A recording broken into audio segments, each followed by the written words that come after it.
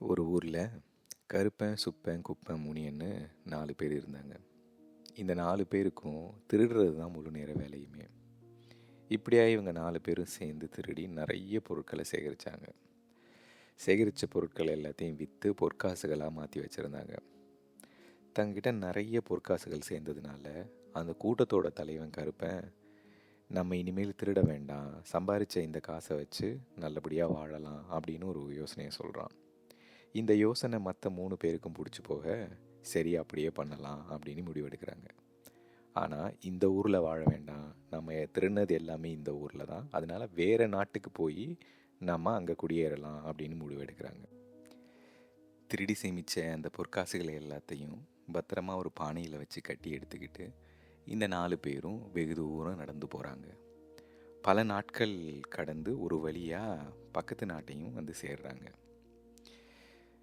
அந்த ஊரில் ஏதாவது விடுதி இருக்கா அப்படின்னு தேடி பார்த்து கடைசியாக ஒரு வழியாக ஒரு விடுதியை கண்டுபிடிக்கிறாங்க. அந்த விடுதியில் ஒரு அறையில் தங்குறாங்க. அந்த விடுதியை நடத்திட்டு வர்றது ஒரு வயசான பாட்டி.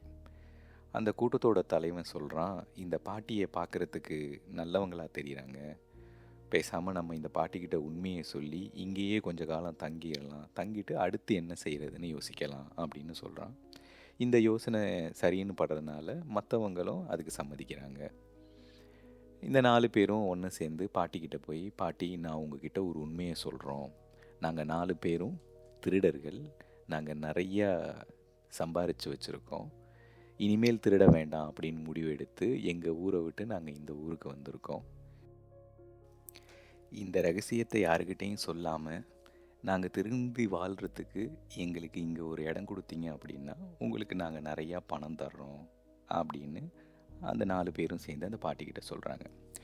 அந்த பாட்டி, கவலைப்படாதீங்க, இந்த உண்மையை நான் யாருக்கிட்டையும் சொல்ல மாட்டேன், நீங்கள் எவ்வளோ நாள் வேணாலும் இங்கே தங்கலாம், உங்களுக்கு என்ன வேணும்னாலும் என்கிட்ட தயக்கப்படாமல் கேளுங்க அப்படின்னு அந்த பாட்டி சொல்கிறா. அப்போது அந்த கூட்டத்தோட தலைவன் கருப்பன் அந்த பாட்டிக்கிட்ட அந்த பொற்காசுகள் பானையை எடுத்து கொடுத்து, பாட்டி, இந்த பானை நிறைய பொற்காசுகள் இருக்குது, இதை பத்திரமா நீங்கள் பாதுகாக்கணும், இதை நாங்கள் 4 பேரும் ஒன்றா சேர்ந்து எப்போ உங்ககிட்ட திரும்ப கேட்குறோமோ அப்போ நீ கொடுத்தா போதும், இதில் நாங்கள் சம்பாதிச்ச மொத்த சொத்தும் இதில் இருக்குது, அதனால் ரொம்ப பாதுகாப்பாக இதை நீ பார்த்துக்கணும், இதில் ஏதாவது தவறு நடந்தது அப்படின்னா நாங்கள் பொல்லாதவர்களாக ஆயிடுவோம் அப்படின்னு சொல்லி அந்த கருப்பை அந்த பாட்டிக்கிட்ட சொல்கிறான். என்னை முழுசாக நம்பி கொடுங்கப்பா, நான் கவனமாக பார்த்துக்கிறேன் அப்படின்னு அந்த பாட்டி சொல்கிறாங்க. ஆனால் அந்த கூட்டத்தில் ஒருத்தன் முனியன்கிறவன் தான் மனசுக்குள்ளே எப்படியாவது இந்த மற்ற 3 பேரையும் ஏமாற்றி இந்த பாட்டிக்கிட்டே இருந்து இந்த பானையை திருடி மொத்த பொற்காசுகளையும் தானே சொந்தமாக்கிக்கணும் அப்படிங்கிற யோசனையோடு இருக்கான். இப்படியாக நாட்கள் மெல்ல நகர்ந்து போக இந்த 4 பேரும் ரொம்ப சந்தோஷமாக அந்த விடுதியில் வாழ்ந்துட்டு வராங்க. ஒரு நாள் மத்தியான நேரத்தில் அந்த விடுதிக்கு பக்கத்தில் இருக்க ஒரு தோட்டத்தில் இந்த 4 பேரும் உட்காந்து தாயம் விளையாடிட்டு இருந்தாங்க. மத்தியான நேரம் அப்படிங்கிறதுனால வெயில் ரொம்ப அதிகமாக இருந்தது. அந்த சமயத்தில் அந்த தெரு பக்கம் ஒருத்தர் மோர் வாங்கலையோ மோர் அப்படின்னு விற்றுக்கிட்டு போகிறாரு. இதை கேட்டதும் அந்த 4 பேருக்கும் மோர் குடித்தா நல்லாயிருக்கும் இந்த வெயிலுக்கு அப்படின்னு யோசிக்கிறாங்க. ஆனால் மோர் வாங்குறதுக்கு தங்கக்கிட்ட எந்த பானையும் பொருளும் இல்லை அப்படின்னு யோசிக்கிறாங்க. உடனே அந்த கூட்டத்தோட தலைவன் சொல்கிறான், யாராவது ஒருத்தர் போய் விடுதியில் பாட்டிக்கிட்ட ஒரு பானை வாங்கிட்டு வாங்க, அதை வச்சு நம்ம மோர் வாங்கி குடிக்கலாம் அப்படின்னு. ஏற்கனவே சரியான சந்தர்ப்பத்திற்காக காத்துக்கிட்டு இருக்க முனியை இதை விட்டால் வேற ஒரு நல்ல வாய்ப்பு கிடைக்காது அப்படின்னு புரிஞ்சுக்கிட்டு உடனே நான் போய் பாட்டிக்கிட்ட பானை வாங்கிட்டு வரேன் அப்படின்னு அங்கேருந்து புறப்படுறான். விடுதியில் வேலைகள்லாம் செஞ்சு ரொம்ப களைப்பில் பாட்டி அந்த நேரத்தில் தூங்கிக்கிட்டு இருந்தா. அப்போது அங்கே போன முனியை பாட்டியை எழுப்பி, பாட்டி, நண்பர்கள் தோட்டத்தில் இருக்காங்க, பொற்காசுகள் பானையை வாங்கிட்டு வர சொன்னாங்க அப்படின்னு சொன்னான். தூக்க கலக்கத்தோடையே பாட்டி தோட்டத்துக்கு வந்து, பானையை கொடுத்து அனுப்ப சொன்னீங்களான்னு கேட்குறா. ஆமாம் பாட்டி, முனியங்கிட்ட சீக்கிரமாக கொடுத்து அனுப்பு அப்படின்னு அந்த 3 பேரும் சொல்கிறாங்க. பாட்டியும் வேகமாக வந்து தான் பத்திரமா புதைச்சி வச்சுருந்த அந்த பொற்காசுகள் பானையை எடுத்து முனியங்கிட்ட கொடுக்குறா. தோட்டத்தில் விளையாடிட்டு இருந்த இந்த 3 பேரும், முனியன் போய் ரொம்ப நேரம் ஆகுது, இன்னும் என்ன பண்ணுறான் காணலையே அப்படின்னு யோசிக்கிறாங்க. கொஞ்ச நேரம் காத்திருக்காங்க, முனியன் வரவே இல்லை. இந்த 3 பேரும் தாயம் விளையாடுறதை நிறுத்திட்டு கிளம்பி விடுதிக்கு போகிறாங்க. ஒரு பானையை கொடுக்கறதுக்கு இவ்வளவு நேரமா அப்படின்னு எரிச்சலோடு பாட்டியை பார்த்து கேட்டான் கருப்பன். நான் பொற்காசுகள் பானையை அப்போவே கொடுத்து அனுப்பிட்டேனே அப்படின்னு பாட்டி சொல்கிறா. இதை கேட்ட 3 பேரும் ஆடி போயிட்டாங்க. என்னது பொற்காசுகள் பானையா? மோர் வாங்குறதுக்கு தானே பானை ஒன்றை கொடுக்க சொன்னோம். நீ ஏன் பொற்காசுகள் உள்ள பானையை அவங்கிட்ட கொடுத்த? அதோடையும் நாங்கள் 4 பேரும் ஒன்றா வந்து கேட்டால் மட்டும்தானே பொற்காசுகள் பானையை கொடுக்கணும்னு உனக்கு நாங்கள் சொல்லியிருந்தோம் அப்படின்னு அந்த 3 பேரும் பாட்டியை பார்த்து கோவமாக கேட்குறாங்க. பயந்து போன பாட்டி, நான் உங்ககிட்ட தோட்டத்தில் வந்து பானையை கொடுக்கட்டுமான்னு கேட்டேன், நீங்கள் தானே கொடுக்க சொன்னீங்க அப்படின்னு ரொம்ப நடுக்கத்தோடு அவங்களுக்கு பதில் சொல்கிறா. நாங்கள் உங்ககிட்ட கொடுக்க சொன்னது மோர் பானையை, பொற்காசுகள் பானையை இல்லை அப்படின்னு ரொம்ப கோவமாக கருப்பன் பாட்டியை திட்டினான். திட்டிட்டு, நாங்கள் இவ்வளவு நாளாக சம்பாதிச்சது எல்லாம் போச்சு, இதுக்கு நீ தான் முழு பொறுப்பு, வா உங்கள் ஊர் அரசர்கிட்ட போய் நீதி கேட்போம் அப்படின்னு கருப்பன் சொல்கிறான். அப்புறம் அந்த 3 பேரும் அந்த பாட்டியை கூட்டுக்கிட்டு அந்த ஊர் அரசர்கிட்ட போகிறாங்க. ஆனால் அரசர்கிட்ட போய் தங்களை திருடர்கள்னு அறிமுகப்படுத்திக்க முடியாது. அதனால் அந்த கூட்டத்தோட தலைவன் கருப்பன், அரசரே, நாங்கள் 4 பேரும் வியாபாரிகள், பக்கத்து ஊரை சேர்ந்தவங்க. நாங்கள் சேமித்து வச்ச பொற்காசுகளை எல்லாம் எடுத்துக்கிட்டு இந்த ஊருக்கு வியாபாரம் பண்ணலான்னு வந்தோம். இந்த பாட்டி நடத்துகிற விடுதியில் நாங்கள் தங்கியிருந்தோம். நாங்கள் கொண்டு வந்த பொற்காசுகள் எல்லாம் பாதுகாப்பாக இருக்கணும்னு நினச்சி அதை பாட்டிக்கிட்ட கொடுத்து வச்சுருந்தோம். நாங்கள் 4 பேரும் ஒன்றா வந்து எப்போ கேட்குறோமோ அப்போ தான் இந்த பொற்காசுகளை நீ திரும்ப தரணும் அப்படின்னு இந்த பாட்டிக்கிட்ட ரொம்ப கண்டிப்பாக சொல்லி வச்சுருந்தோம். ஆனால் எங்கள் 4 பேரில் ஒருத்தன் அந்த பொற்காசுகள் பானையை வாங்கிட்டு ஓடிட்டான். இதுக்கு முழுக்க முழுக்க இந்த பாட்டியோட அலட்சியம்தான் காரணம். இதுக்கு சரியான நியாயம் சொல்லுங்க அப்படின்னு அரசரை பார்த்து கருப்பன் சொல்கிறான். இதை கேட்ட அரசர், என்ன பாட்டி, இவங்க சொல்கிறதெல்லாம் உண்மையா அப்படின்னு கேட்டார். பாட்டியும் ரொம்ப பயந்த குரலோட அழுதுகிட்டு, அரசரே, இவங்க 4 பேரும் என் விடுதிக்கு பக்கத்தில் இருக்கிற ஒரு தோட்டத்தில் தாயம் விளையாடிட்டு இருந்தாங்க. அப்போது இவங்க 4 பேரில் ஒருத்தன் வந்து என்கிட்ட, பாட்டி அந்த பொற்காசுகள் பானையை கொடுன்னு கேட்டான். நான் உடனே இவங்க கிட்ட போய் பானையை கொடுத்து விட சொன்னீங்களா அப்படின்னு கேட்டேன். அவங்களும் ஆமான்னு சொன்னாங்க.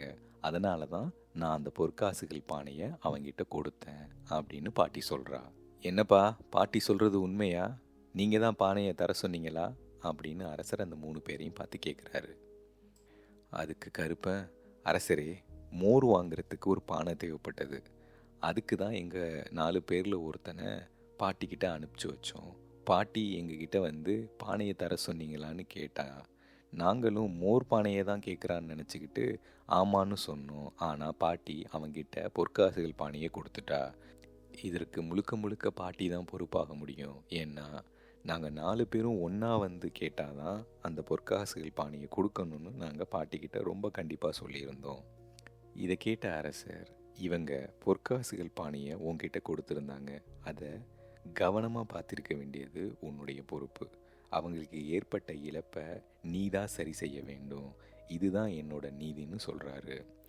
இதை கேட்டு அதிர்ந்து போன பாட்டி, ஐயோ, அவ்வளோ பணத்துக்கு நான் எங்கே போவேன், என் சொத்து மொத்தத்தையும் விற்றாலும் பத்தாது அப்படின்னு கதறி அழுதா பாட்டி. ஆனால் இதுவே இறுதி தீர்ப்புன்னு சொல்லிடுறாரு அரசர். பாட்டியும் அழுதுகிட்டே அரண்மனையை விட்டு விடுதியை நோக்கி நடந்து போயிட்டுருக்கா. அப்போது தெருக்களில் நிறைய சிறுவர்கள் விளையாண்டுக்கிட்டு இருக்காங்க. அழுதுட்டு வர்ற பாட்டியை பார்த்து அங்கே இருந்த ஒரு சிறுவன், பாட்டி ஏன் அழுகிற அப்படின்னு கேட்குறான். பாட்டியும் நடந்த எல்லா விஷயத்தையும் அந்த சிறுவன்கிட்ட எடுத்து சொல்கிறா. இதை கேட்ட அந்த சிறுவன், அரசர் நீதி தவறிட்டாரு, இது போன்ற அரசர்கள் ஊரில் இருந்தால் நிறைய அநியாயங்கள் நடக்கும், ஒருவேளை நான் மட்டும் நீதிபதியாக இருந்திருந்தா நல்ல தீர்ப்பு சொல்லியிருப்பேன் அப்படின்னு ரொம்ப கோவமாக கத்துனான். இதை கேட்ட அரண்மனை வீரர்கள் அரசர்கிட்ட போய் சொல்கிறாங்க, என்னது, என் தீர்ப்பை ஒரு சின்ன பையன் குறை சொல்லியிருக்கானா, உடனே அவனை இங்கே இழுத்துட்டு வாங்க அப்படின்னு அரசர் சொல்கிறாரு. அந்த அரண்மனை வீரர்கள் சிறுவனை அரசர்கிட்ட எடுத்துகிட்டு போகிறாங்க. என்ன தம்பி, என் தீர்ப்பை குறை சொன்னியாமே அப்படின்னு அந்த சிறுவனை பார்த்து அரசர் கேட்டார். கொஞ்சமும் தயங்காத அந்த சிறுவன், அரசரே, உங்களோட தீர்ப்பு ரொம்ப தவறானது அப்படின்னு பதில் சொல்கிறான். இதை கேட்டு ஆச்சரியப்பட்ட அரசர், அப்படின்னா சரியான தீர்ப்பு எதுன்னு நீயே சொல்லு அப்படின்னு சொல்கிறாரு. அதுக்கு கொஞ்சமும் தயங்காமல் அந்த சிறுவன், அரசரே, நல்ல தீர்ப்பு சொல்லணும் அப்படின்னா என்ன நீங்கள் நீதிபதியாக அமர வைக்கணும் அப்படின்னு சொல்கிறான்.